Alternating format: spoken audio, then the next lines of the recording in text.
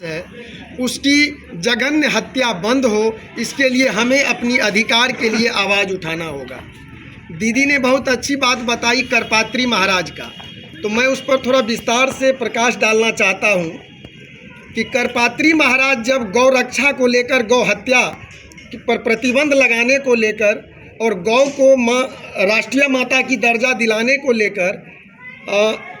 सत्तारूढ़ उस समय के तत्कालीन प्रधानमंत्री इंदिरा गांधी के सरकार को घेरा, संसद को घेराव के लिए गए, तो तानाशाह राक्षसी विचारधारा की इंदिरा गांधी की सरकार ने और स्वयं इंदिरा गांधी ने हमारे निर्दोष हजारों वृद्ध, बच्चे, महिला, साधु संतों पर जिस प्रकार से बर्बरता के साथ बंदूक से गोली चलाने का काम कराया और उनकी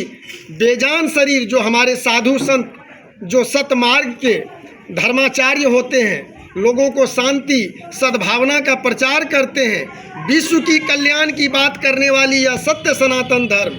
जीवों में सद्भावना की बात करने वाली इस साधु समाज पर उन्होंने जो निरंकुशता दिखाया, बर्बरता दिखाया, और वह तिथि आप याद करें, वो तिथि कोई आम तिथि नहीं था, वह तिथि था गौपाष्टमी का तिथि था।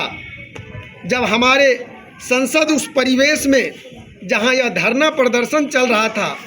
हजारों साधु संत बिलख बिलख कर तरफ तरफ कर मर रहे थे और करपात्री महाराज उस बेजान शरीर को अपने जंघों पर बैठाकर, गोद में बैठाकर रो रहे थे। उनके आत्मा से एक ही श्राप निकला था कि हे दुराचारी राक्षसी प्रवृत्ति वाली भारत की शासक, तुमने आज जिस साधु संतों पर गोली चलवाया है, इनकी हत्या हुई है, याद रखना तुम्हारा वंश भी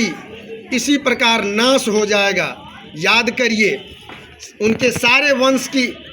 मृत्यु स्थान में आस लगा होगा और वो सारा तिथि गौपाष्टमी का है। उस करपात्री महाराज का श्राप ऐसा